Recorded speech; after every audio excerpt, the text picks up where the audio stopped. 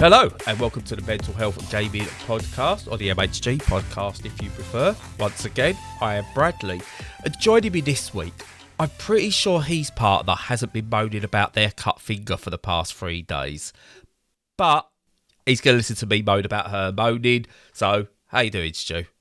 Well, I'm sure that your partner is in the right on this one, because what have you done this time to yourself? No, she's cut herself.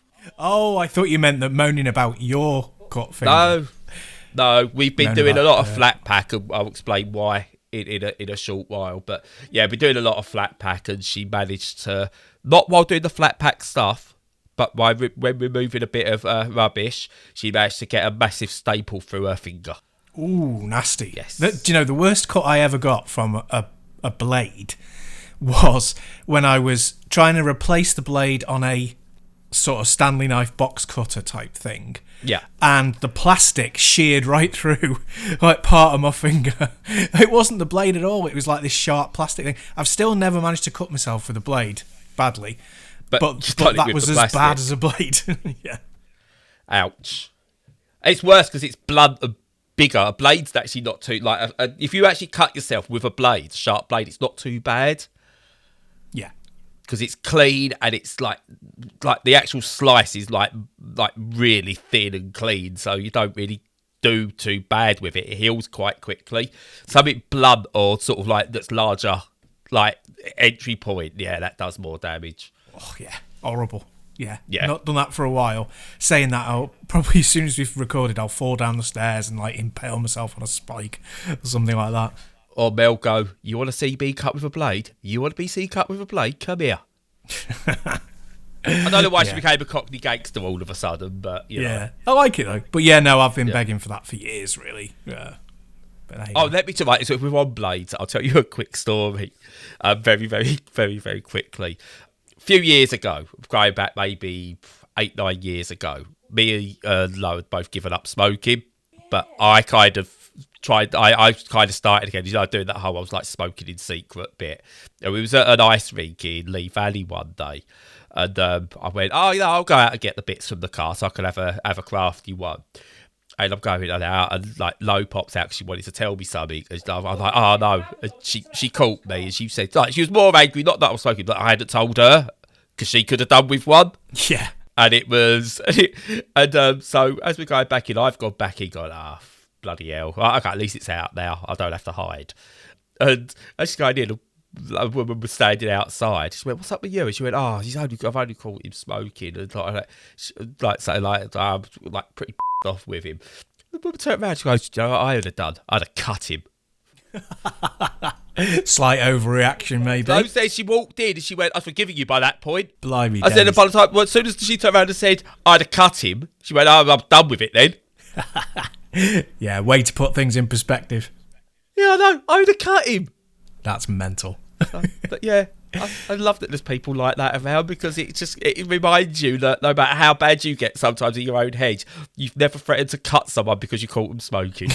Yeah, there's always somebody worse. And if there isn't somebody worse out there, then that's a real problem. I mean, even like the likes of Joseph Fritzl were going, whew. Yeah, that's a bit much. Charlie Manson, come here. Have you heard what this one wants to do? Yeah. Talking of cutting people and serial killers and everything, video games. Yeah. Well, look, I have actually been cutting people in video games. Not in real life. Ooh. Not yet. But, no, always put it on the docket, It's always an option. Well, I'll get you to go first then. Let's hear it. Yeah, so I've been playing the Super Shinobi on Mega Drive, which was called Revenge of Shinobi in the West. So, yeah, a nice modern title from 1989. As always. As usual to start off with, absolutely. So yeah, I've been on a real Mega Drive kick at the moment, as you all have guessed, and just going through stuff. I think I mentioned it, picked one up really cheap, modded it, and I've got one of those, all the games in one on one cartridge as well. But I've actually got Shinobi. Just for listeners, because it's not really come up on the podcast very often, but one of my favourite game series of all time is Shinobi. I've played, I think, every single entry, except maybe Kunoichi on the PS2. But everything else, yeah, I think I've played. I'm sure that'll be rectified. Yeah, maybe. I really didn't like the PS2 ones. But anyway, that's an entirely different discussion. But yeah, so obviously Super Shinobi / Revenge of the Shinobi is one of the greatest ones of the series, but I'm going to preface everything by saying it's such a great game. It's really, really good. It's got great level design. The music's fantastic. I quite like, the graphics are good, even though it's pretty old now and stuff like that. But I am going to say it is not my favourite. It is not my favourite. And there's a couple of reasons for this. And again, prefacing it with it's still a really great game. But my big problems with it are, first off, you have to do a double jump to be able to get to different areas. It's got that thing that the first game did of, you have different layers of the screen that you can be in, and it also has different heights of the screen, so different platforms. And you have to get to them using the double jump. The double jump only activates in a very specific part of your jump. It's not like most double jumps in games where you can press jump and then jump a second time at any point and you'll still do it. If you miss that small window, you whiff it completely. And there are a lot of jumps over chasms that need you to have the double jump done well, often whilst in combat. So that's a little bit tricky. So you would never do that in a modern game, I don't think. I think you can. I think in Metroid games they still do it a little bit. It's it's a very tight window for executing, but it's never as essential as it is in Revenge of Shinobi. Anyway, so that's a big thing. So traversal's a bit of a bind sometimes, and the other one is it's respawning enemies and enemies shooting off screen and the angles they shoot at and all sorts. It makes it very, very awkward. So there's a lot of memorization, which there always is in Shinobi games, but there's less room for just reaction, and it's more skewed towards learning the levels, and that isn't really kind of the best part. And it makes it all the traversal stuff and the kind of environmental object stuff getting in the way, like traps and crushers and spikes.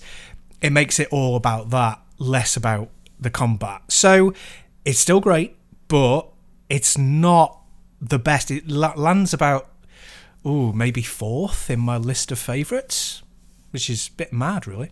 Shinobi, I've always I can't remember which one I've even played. That's how much I've really really got into Shinobi. I've played one or two and I can't remember which ones they are. Was it ever on the Commodore 64?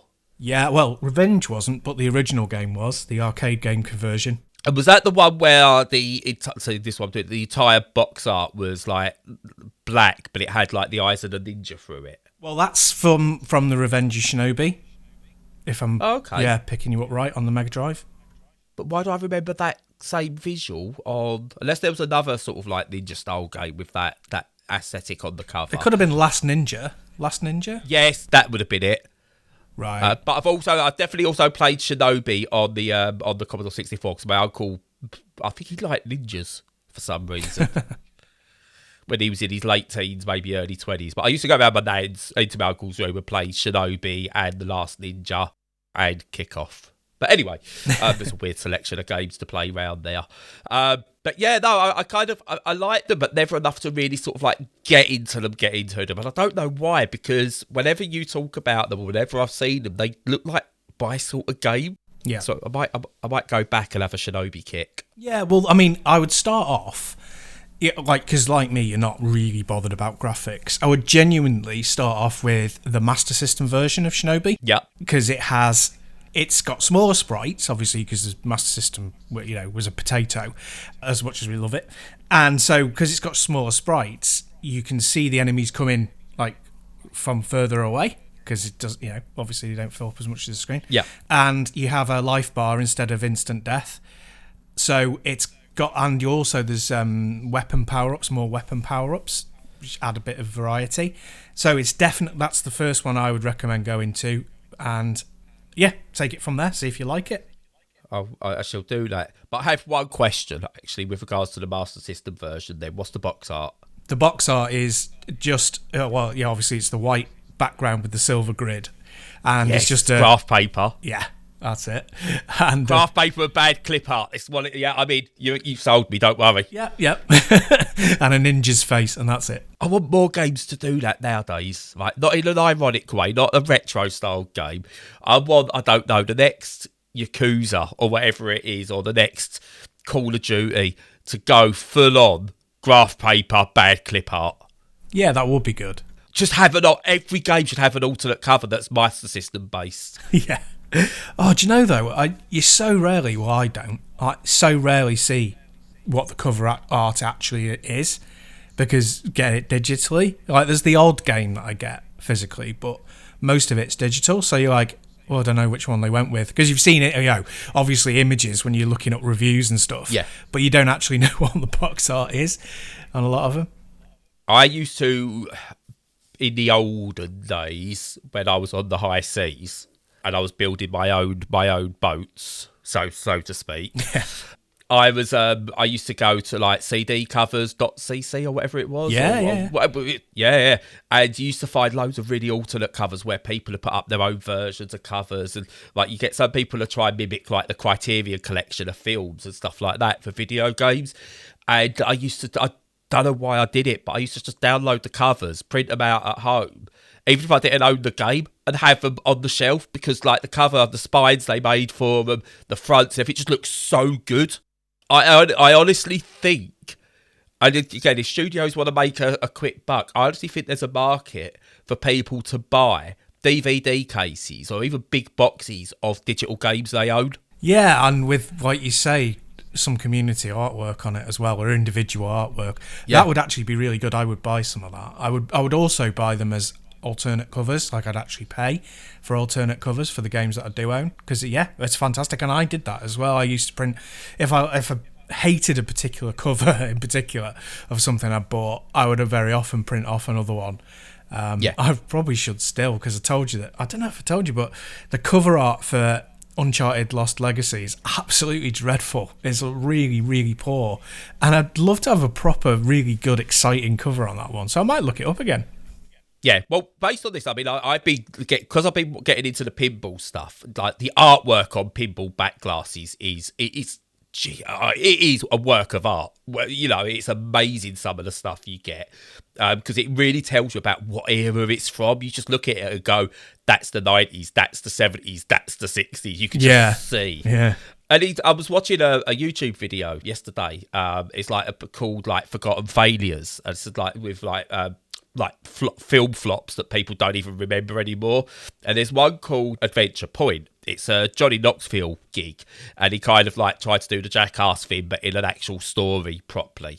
Basically, imagine Bad Grandpa, which was passable for switch your brain off. This is evil. This is just worse. But originally, when it was going to come out, it had an amazing poster and what was going to be cover art for it. It was this cartoon hand drawn 80s style style thing that looked so stylistic, and then for whatever reason they got rid of this poster and done just a generic one of Johnny Knoxville stood there in all his garb next to a bear, and it was just why? Whoa. And a lot of video games do that, where you see sort of some really good artwork and then something comes out and it's just generic. I was I mean, I really like Metal Gear Solid 4 cover art. And there's not, I've got to get this the right way round. There's one region that's really nice and one region that's horrible. It's the one that's the white one with the hand-drawn Solid Snake face on it and everything. That's the EU one, isn't it? I think so, yeah. Yeah. And obviously the Eco box art is probably the most famous of all. This is what the US got, this is what the rest of the world got. I mean, that, again, is a work of art. And if I was to have a game poster, I'd love the Eco EU box art. Yeah. As a poster. But it seems to be, I think, so generic now. And I think with it being moving digital, it's becoming even more so. People aren't caring. But I still think there's a market out there for good artwork on video game box arts. Just, you don't need... I almost poo-pooed the idea. I can't believe I used the word poo-pooed. But when companies were starting to sell, special edition versions of games, so you got all the tat, but you didn't get the actual game. It's Jesus Christ, this is bad. But now I'll just sell me a DVD case with the right artwork in it. I'll give you a couple of quid for that. Yeah, I think the difference there is that they were charging like stupid money for it. It's like, no, I'm not going to do that when there's no product. Oh yeah, if I'm paying 100 odd quid, I want the game. Exactly. Yeah, I don't mind paying like $12.99 for a dummy box that looks really good on my shelf, but I'm not paying $2.99. Yeah. $2.99. Let's not give them ideas. All right, yeah, good point. Bloody hell.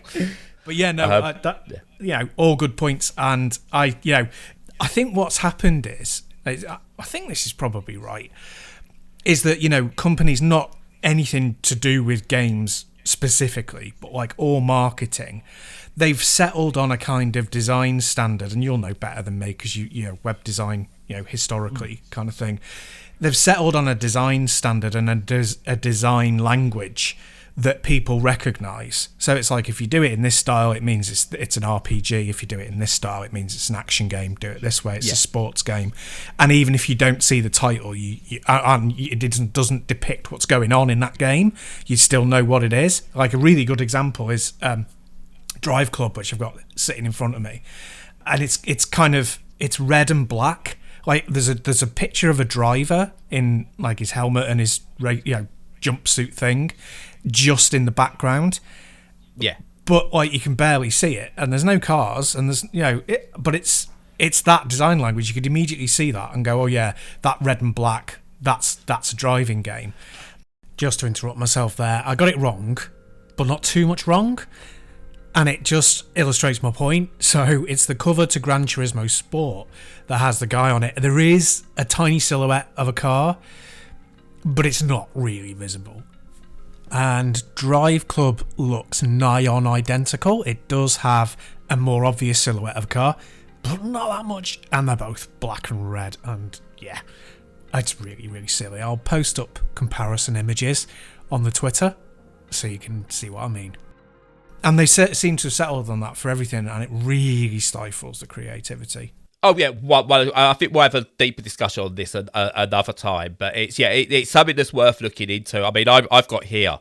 I created a custom back glass for pinball tables that don't have them built in, so I can put my DMD on a second screen nicely. Just some people might know what I've said then. I've just said words to a lot of people. But I used the Addams Family pinball background for it.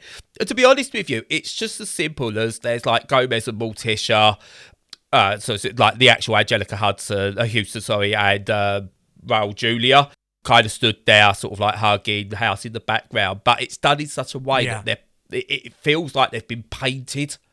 And it's not just the fact that they've stood there. There's life to it, and it kind of conveys like you've got the house in the background, and it's like all the blues that make it dark and kind of spooky. There's lightning going on. You've got like Uncle Fester somewhere in a window. You've got Wednesday in another corner somewhere, and there's loads of little bits.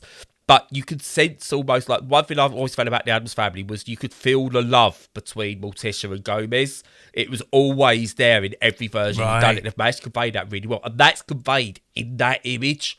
Everything's going on, they're there for each other. And I know that's like a lot of people don't look into that, but you get those subconscious thoughts with it. And a lot of artwork on video games now, it's not there. And it's disappointing when you see some games where you go into the game and it's so stylistic, it's so beautiful.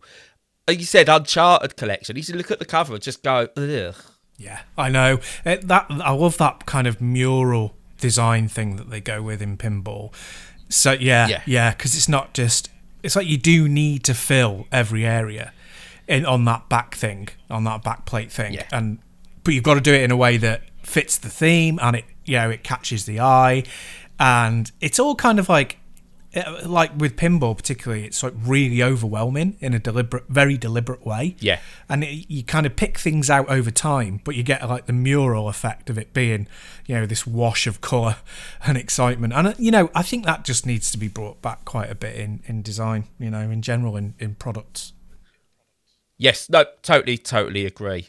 We went far off from Shinobi now. I do apologise. Not at all. Yeah, I mean, just to cap it off, I'd still recommend anyone play it. But, it is really, really difficult for the reasons that I said.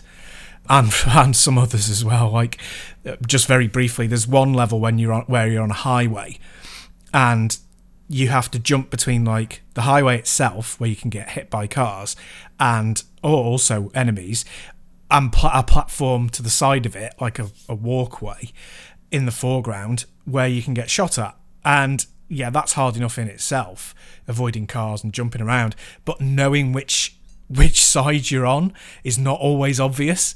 So it's really got some quality of life flaws that are more apparent today, that ironically, like, even games that came out a couple of years after it in the early to mid 90s didn't have. So approach it with caution. It's still got a great skeleton to it, but I would say approach it with caution and try the other games, which are a little bit more kind of user friendly first. Yeah, no, I totally get that. But that again, it sounds like a product of the 80s and stuff.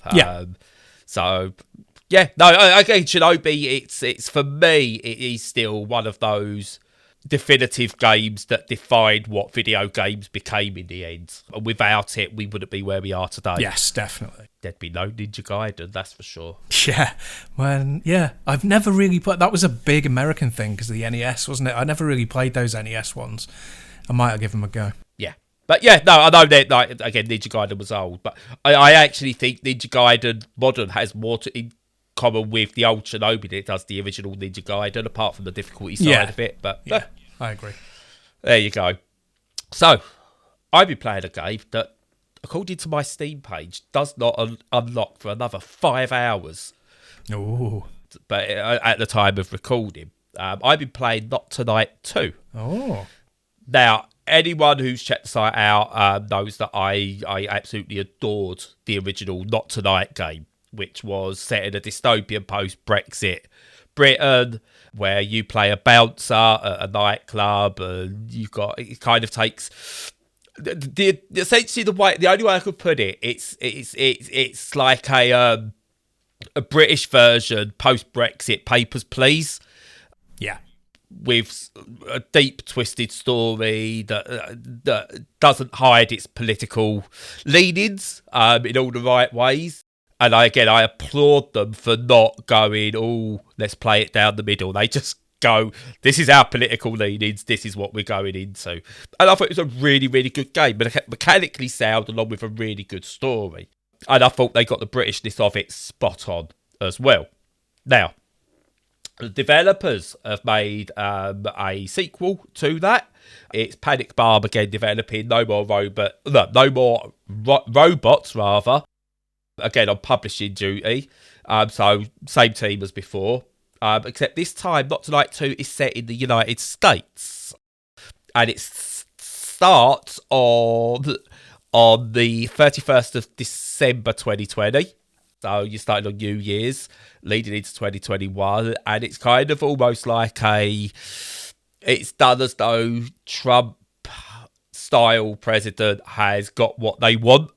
And America has completely fallen into ruin. Protest is illegal. You can be declared a terrorist for absolutely anything. But you're a bunch of guys and girls who are going out to protest. One of your friends gets arrested for what seems like no other reason than protesting. But he gets taken to like this detention camp in Florida, Patriot Camp, I think it's called. And while there, he's kind of regarded as, like, talked about as a special guest. So they keep referring to him as a special guest. So it's clear there's going to be an important story arc coming with this person. And it turns out they go, oh, you must be an immigrant. Your name's Eduardo or Edward. So you must be an immigrant. And if you can't produce your papers, you're going to be, kept here. But if you can produce your papers in 30 days, then we'll let you go. So you have to get your friends who you're protesting with to try and get your papers and everything. They've got to come across a broken America to sort of like deliver your papers and ID and passport and everything to this gulag, essentially. But you've got to earn money as you go. So it keeps the exact same core mechanics as the original Not Tonight, where you take on bouncer jobs and everything. And you have to ID people, let people in and out the club based on the rules you get. You get punished if you don't let the right ones in, or if you let the wrong people in and stuff like that. It's got that core mechanic. I'm a couple of hours in at the moment, And it's enthralling. I wasn't when I first heard about this, I wasn't sure how it would translate to being in America, because the way it was done, it was definitely sort of like a post-Brexit political statement that they made, and I wasn't quite sure it translate. Because America's kind of settled down now, whereas when Not Tonight came out, everyone was still unsure about what was going to happen in the UK. We still are. But America's kind of settled down in terms of a post-Trump world now. And I've got a feeling this was being made with a Trump still in power kind of ideology to it. But it works really well. It's definitely an alternate what could have been type feel to it. And even though it plays it over the top, it doesn't feel too far from where your imagination was going if Trump had got a second term. Really interesting game. Really interesting. Yeah, it sounds okay. I'm not sure if I'm drawn to it or not. Does it? What would draw me to it, I think, is if it has clever dialogue and conveys its message really well and subtly and stuff like that. Do you feel it does that? Early on, I think in the scene setting, it's a bit on the nose. It does feel a bit... I'll try to fit the right words. Look what's happening. Stuff's happening, and this is what you've got to do, and we're on this side. It feels like she tries to gut punch you earlier than the original Not Tonight did. The original one kind of gently took you through it, and then you started like punching you in the gut in all the effective ways. This tries to go early, but I think it's doing it based on the fact that, look, people, if you're playing this, chances are you've played Not Tonight, so we don't need to ease you in. So that would be the one thing. If you're going into this fresh, I think you might be taken aback a bit. You'd need to play the first one first, even though it's not important to play it. It's definitely a standalone story in the most part. But, I mean, again, what I would say is, have you played Papers, Please? Yeah, I have, yeah. What was your thoughts on that in terms of the gameplay mechanics? I thought they were really good, but the thing with that is that I was done in about half an hour on the first run. Yeah. And I think I did another couple of runs, and yes, it was like, I played it probably for an hour and a half tops, and it was perfectly suited for that duration, but I'm not sure if I'd go any longer. Yeah. Right, so this is linear. This is a lot more linear. It's a story-based thing, and it is quite sort of like, you've got to get to here. You've got 30 days to do it, in-game 30 days. And you kind of go through the flow with it. So it's rather than Papers, Please, which was entirely here are the mechanics and the story's building around you in sort of like not obvious ways.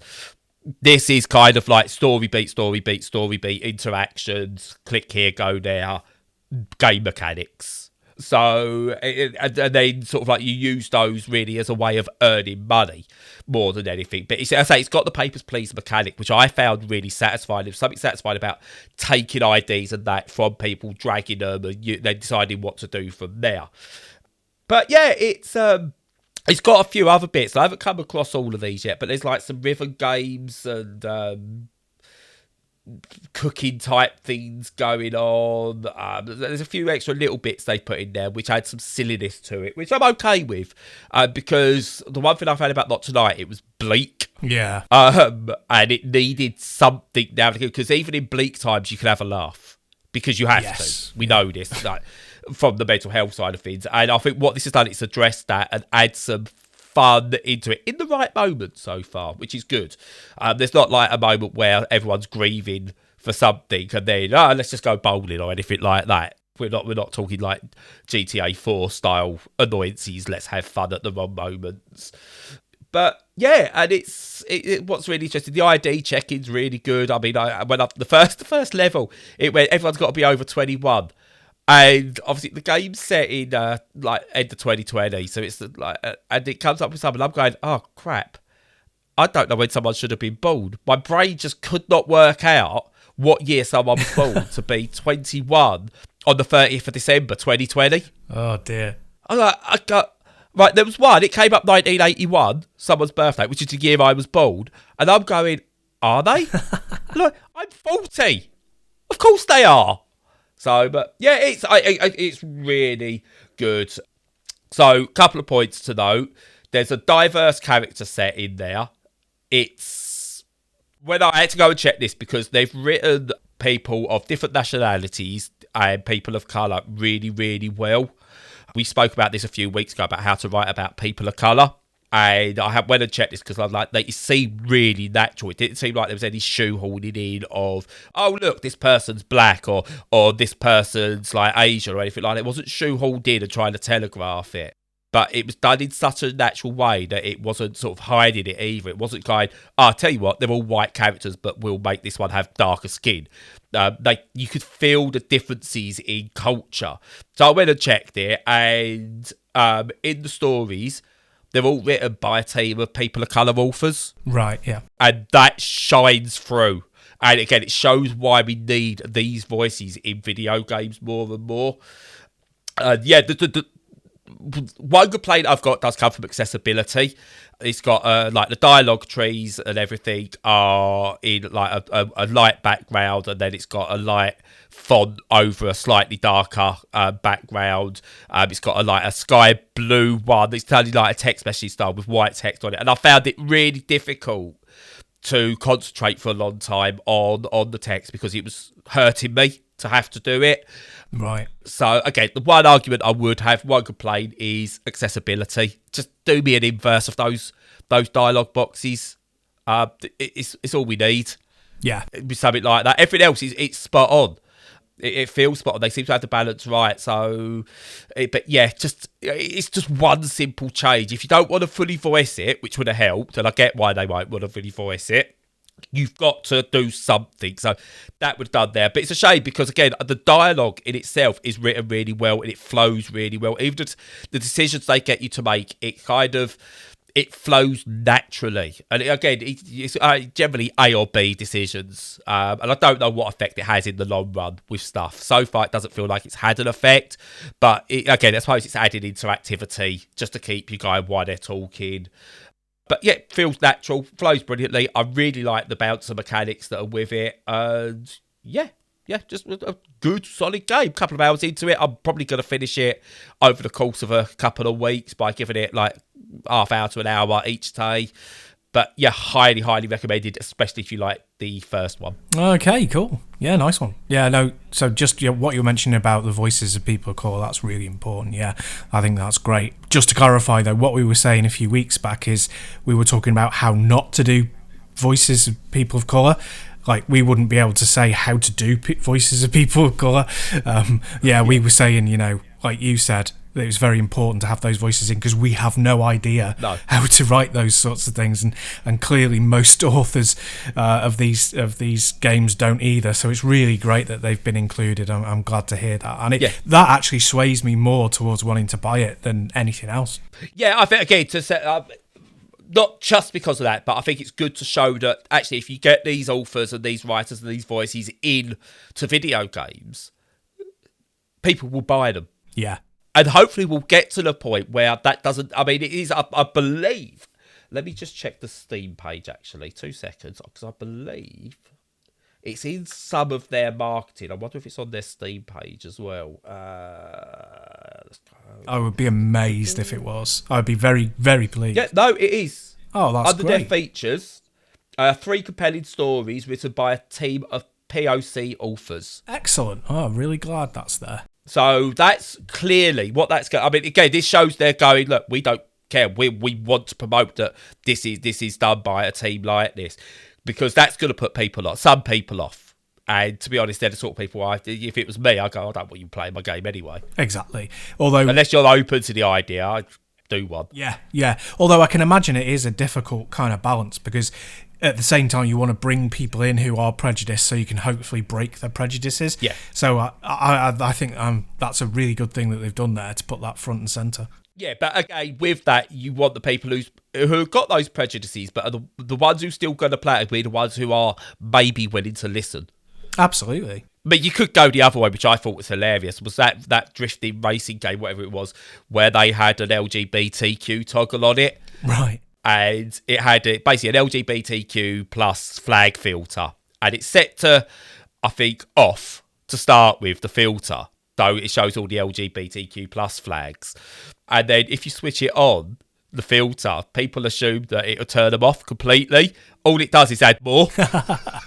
Nice. So people were getting angry about it and like going on to Steam reviews and proper kicking off. So but they obviously had no idea because it wasn't advertised on the Steam page or anything. And you basically have people outing themselves as homophobic and like prejudice and everything. And I was like, oh, this is brilliant. That would have been their intention as well. Brilliant. That's really good. Yeah. But yeah, no. Again, this is why if I'm not a writer anyway, but I couldn't write a person of colour because I can't write a black person or an Asian person. I can't do that without it coming across as slightly racist sounding because I'm trying to imagine what that's like rather than writing naturally. But yeah, it works really well here. Diversity is there. I think there's some LGBTQ diversity in there. Again, it's not made obvious. Yeah. It's really good. It's not a fun game overall. Again, it's bleak. Not as bleak as the first so far, but it is bleak. So it's one of those like this war of mine. You don't play it for fun. You play it because you're interested in what the story is and the message is. Yeah, and it's great that we're at a place now where you can actually do that in games, It's come on such a long way. Yeah, excellent. Yeah, I want games where I can have fun. I want games where I can think. Definitely. Yeah, brilliant. Sounds good. So, moving on. It's only a couple of games. Unless you've got any more. Sorry, I'm moving us on. Unless you've got any more. Yeah, no, just very briefly, I've been playing Daemon X Machina, which is the cel-shaded mech game, and it came out on the Switch. Yep. It's exclusive to Switch and PC, and me being cheap-ass gamer that I am, I was like, oh, God, it's too expensive. I bought it on Switch and then I sold it because I couldn't put up with the low frame rate. Yeah. And I was like, oh, well, it's got a PC version. I'll pick that up eventually. The price never really dropped. And then they released it on the Epic Store for free. Like 100% free. About 3 weeks ago. And I was jumped on that with both feet. So I've managed to end up with it for absolutely free. And it's a really good game. It's not anything spectacular. But the graphics are amazing. The combat is solid. It's just nice to get back into a mech game, which I've not played for years and years and years. I think, one of the last Armored Core games probably was the last newish one I played. Yeah. So, yeah, we're talking a great many years. So it's nice to pick that up for free and be able to play it.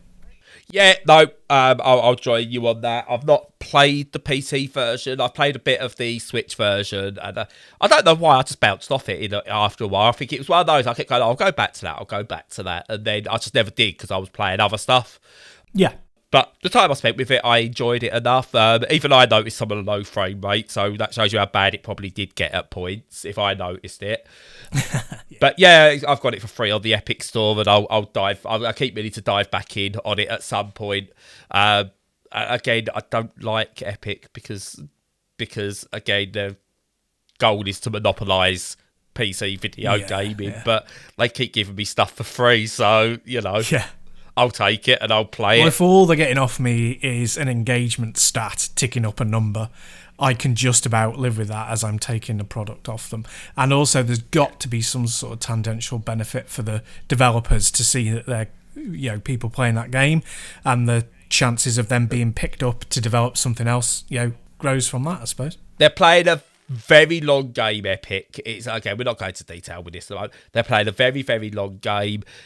All this good PR, all this free stuff they're giving away does not matter to them. It's loose change at the bottom of very, very, very deep pockets.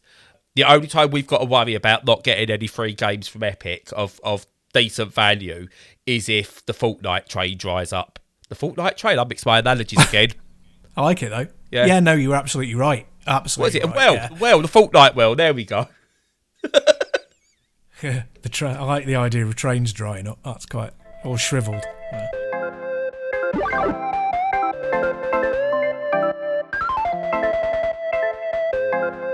So, moving on.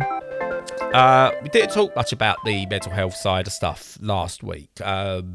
We had to cut it short because there was things going on. I had some stuff happening the week. Stu had some stuff that was potentially going to be happening.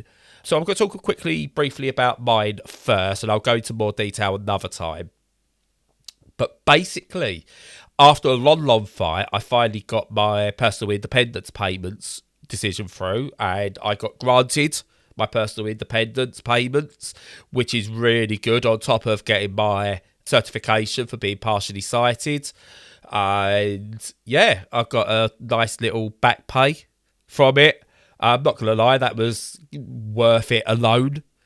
And I got to, for this month at least, I'm getting to understand how people who earn that sort of money every month, I get why they build up money, because you can't spend it all without, like, when I was going, like, because essentially I got like enough money that I was able to get, like, my son a new bed, because he needed one.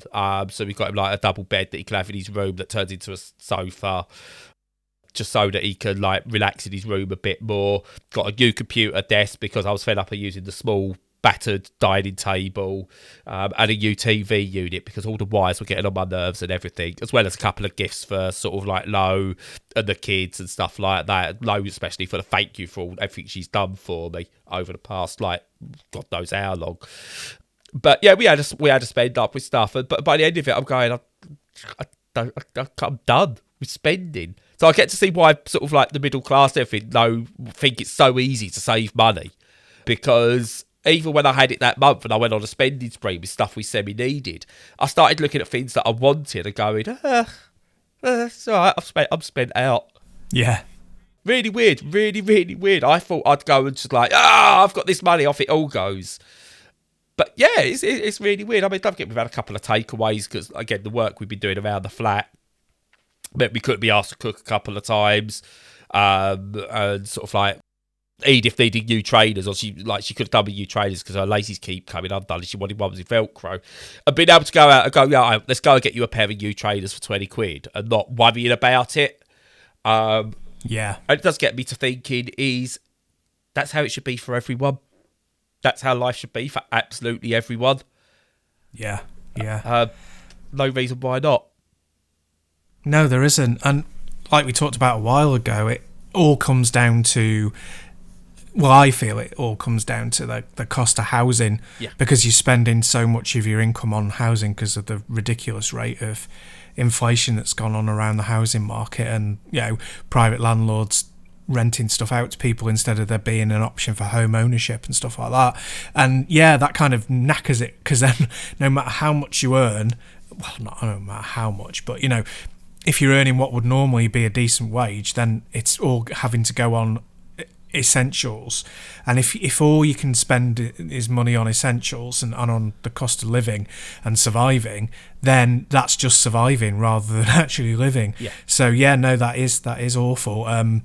But yeah, no, I think you're right. It's kind of, there is a disappearing middle class as well, and there are fewer and fewer people who can save. But you're right, once you're in a place where you can save, that's how it should be, and B, that sort of transforms your life. You know, you meet all your basic needs and then you save for emergencies and for the future, and then at that point you're at a level of security that the vast proportion of the people in the country don't have. So yes, it is a bit of a wake-up call when you get that kind of cash, definitely. Yeah. And it's going to disappear and we'll be back to struggling by, but it's like, at the time when we can do it, I want to be able to enjoy it.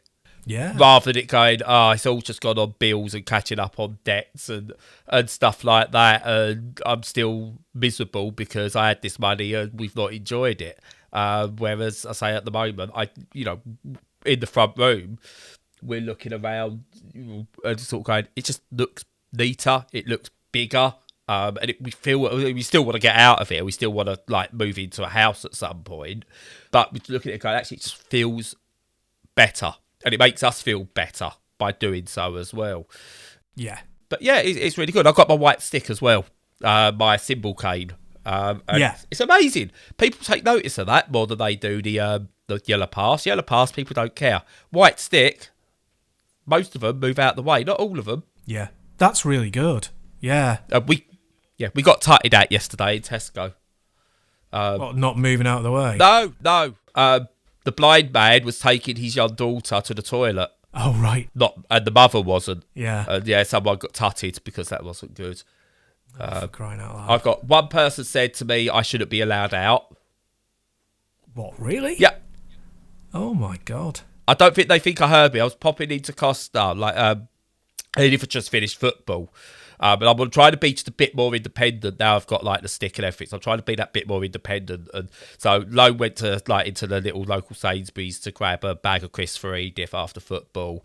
And I went into the Costa to go and get a coffee. And I've got my white stick and I've walked through the door and there was someone coming to come out. So I've had to stop to get my bearings as I tried to work out where I was, what was near me and stuff like that. And so I could then step out the way a bit. Done that. She's walked past, and all I've heard is, "Oh, they should not be allowed out on their own." That's disgusting. That's absolutely... Oh no, I was impressed.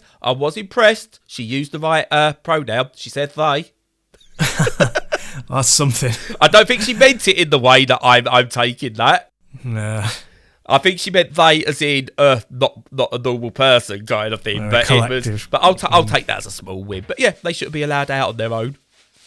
Oh my God. You can't believe there's that level of prejudice still around. That's pathetic. I mean, the woman was about 60 to 70, which is no excuse, but it's kind of like, yeah, okay, whatever. And I then thought, you know when you do the thing of the comeback afterwards? Low thought of this one. She should have turned around and said, I'm blind in my eyes, not in my ears. Yeah, very good. Well, you should have said something about old people not being allowed out on their own. Yeah, it should be at home. Yeah, should be in a retirement home, love.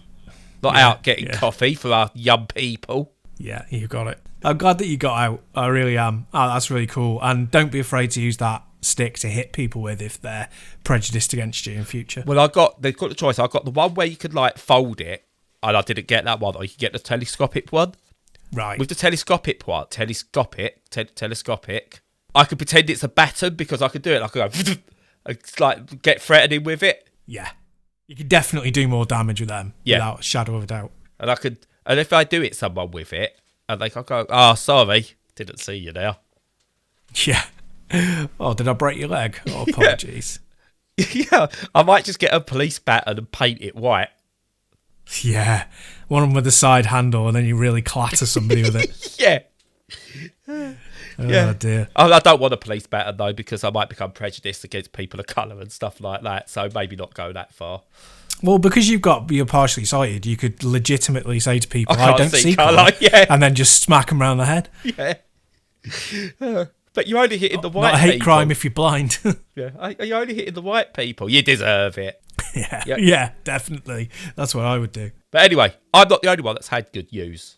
Yeah, I've had good news.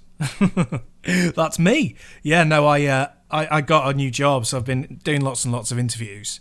So, well, set the scene even more. So I've been unemployed since November, because that's when the last contract ended. And, longer back than that, it's been a rockier road, because I got made redundant from, my long-standing job of 11 years, just as COVID started. It wasn't related to COVID at all.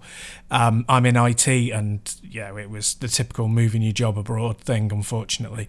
But it just happened to coincide just as COVID was kicking off. So I managed to get one job that wasn't right for me, and then I managed to get another that was just a contract, and it was fixed at 3 months. So really out of the game for quite a while, and the last sort of 3 to 4 weeks I've been interviewing, because things have really picked up since the new year and January, when people are recruiting. Anyway, it must be boring everyone to death now, but basically I managed to land like a job that's like a pretty senior management role. I think it's right there in my wheelhouse and what I can do. And on top of that, like we were talking about money, it's so nice to know that I can actually earn again. Yeah. And that I don't have to start really panicking about, where my next pair of pants is going to come from. Yeah. And you could like spend something knowing that you've got a wage coming in as like, again, I think that often goes by the wayside when people talk about sort of like how you need a job or you need that finance coming in. You often think about or talk about bills and stuff like that, but being able to buy the fun bits as well, is huge. Because I mean, again, we've just had probably the best Nintendo Direct ever, and I'm looking at it, kind of want that, I want that, I want that, I want that, I want that, I want that, I want that. That one definitely. I don't want that, but I do have that because there was an Assassin's Creed announced. It was like, nah, I don't want that. It's Ubisoft, in it. But you kind of, okay, you might not want it all, and there might be a whole bunch of stuff, but you'll see something you want, and when you've not got that income, you're going, I need to find a way of justifying this or raising the money for it, because I can't, if I've not got a guaranteed money coming in, I can't get this thing. And that depresses you when you can't get that something you might want. So being in that position again where you can look forward and go, I can get this. Okay, I might, because of the time of it, I might have to like eat a bit more, you know, cheaply for a week or so until my wage comes in, but you can do it. And I think that often goes unnoticed how important it is to be able to treat yourself. And again, I know you were speaking before about sort of like you were really having to tighten the purse strings because you wasn't sure what was going to happen over the next few weeks. So yeah. I can imagine that's a huge weight off your mind. Yeah, and also like there's two sides of the coin. The other one is debt, and not wanting to get into it. Like both me and my wife grew up like in exactly the same mental situation of, you know, you don't have credit cards. I mean, we do now because they're really important, just in case. But you know, you don't have credit cards. You don't get into debt. You don't, you know, don't buy things on tick that you know, that you could get if you saved up for, you know. And some of these things are right and some of them are wrong. Some of them are prejudiced about how you should use money. But, you know, we both had that in our minds. And it ended up being very, very lucky that when my money started to, you know, when it started to become an issue, that we don't have any debt. And, you know, that's a very fortunate, well, it's not just a fortunate situation. Some of it's because we carefully plan. But we're not, you know, we know people who, God, you know, we know people who just live with that debt. They don't even think about it. You know, they will buy a new kitchen and stick it on credit, and a new car and stick it on credit. And I'm not talking about, you know, buying to live. Like, I need a new kitchen because the current one has fallen apart. It's like, I want to spruce it up. They want a new kitchen, yeah. Yeah. Oh, I want a new car because it's flashy, and we never do that. We only pay what we can, reasonably afford, sort of thing. But yeah, no, if you get into that kind of debt, then getting out of that pit is really hard. So anyway, it's all to say that I feel so much more comfortable now. Yeah. Yeah, no, I get it. As I said, like I can understand that way. If you've never really had debt or anything growing up, and you sort of like you've managed. I mean, again, it's not luck. You know, you've made your decisions in life, and it's benefited you in terms of being able to keep on top of things. I think it's, you know, you've lived very cleverly, and obviously we all have our problems, but overall, I hope I'm right in saying like fairly comfortably. Yeah. You know, the decision is, you know, for example, like you've not got your own kids, so you know that immediately becomes a burden and a debt, and might change would change things. But it is, once you get into it, you can't get out, and it's really weird.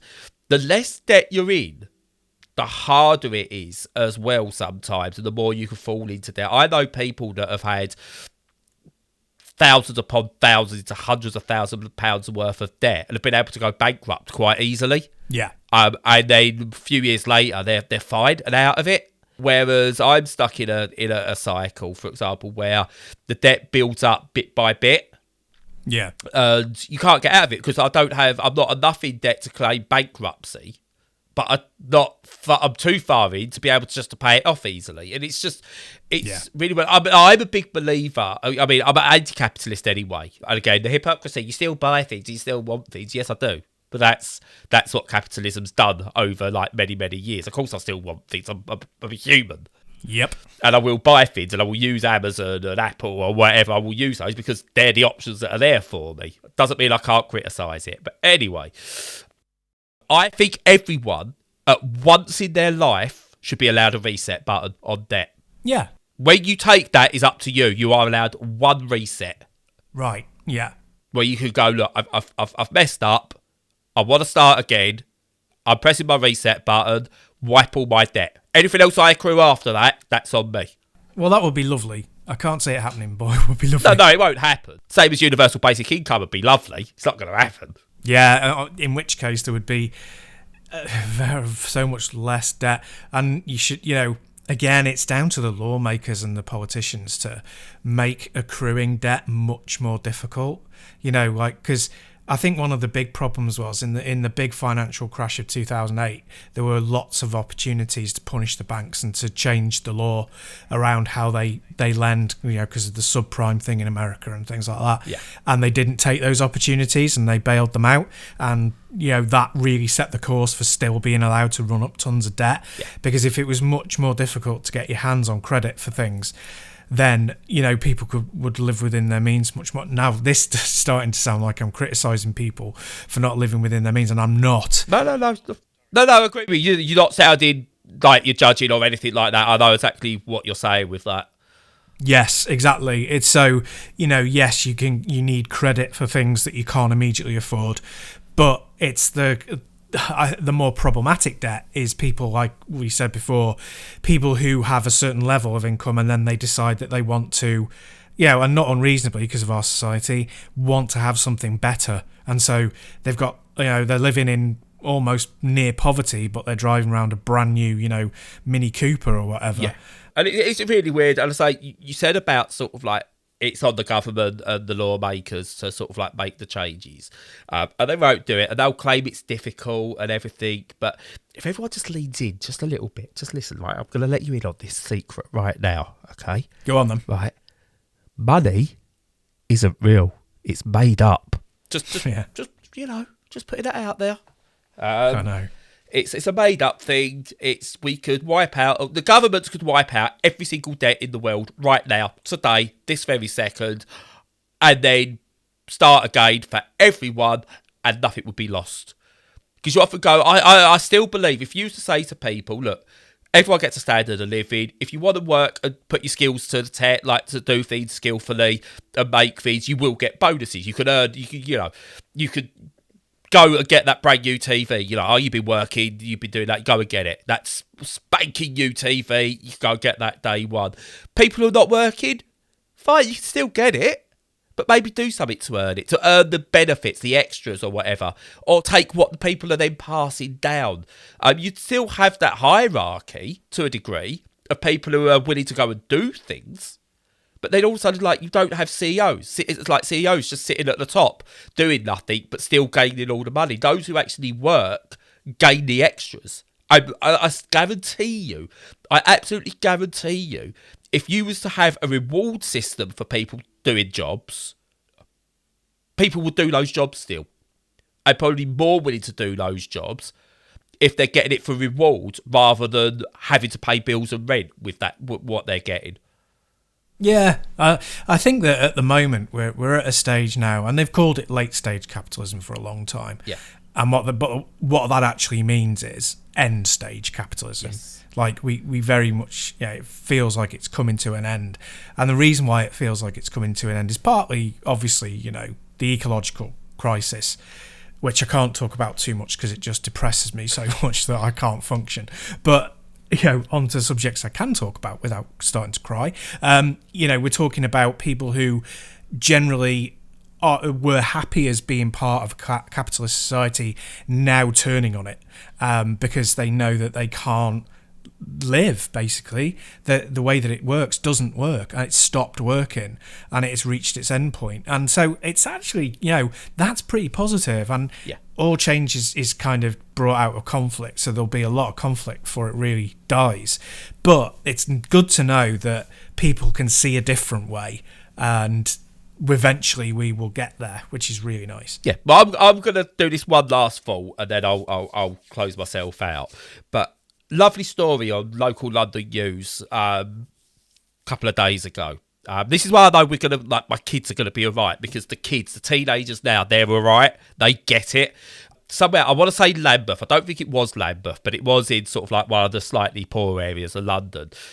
Basically, these year 11, maybe year 12 school kids basically set up a small shop in a shopping centre using an abandoned shop, and basically filled it with revision books, books, pencils, pencil cases, calculators, pens, sanitary products, women's sanitary products, loads of bits. And basically, it's if you can't afford this stuff, you can go in, you can get it. Awesome.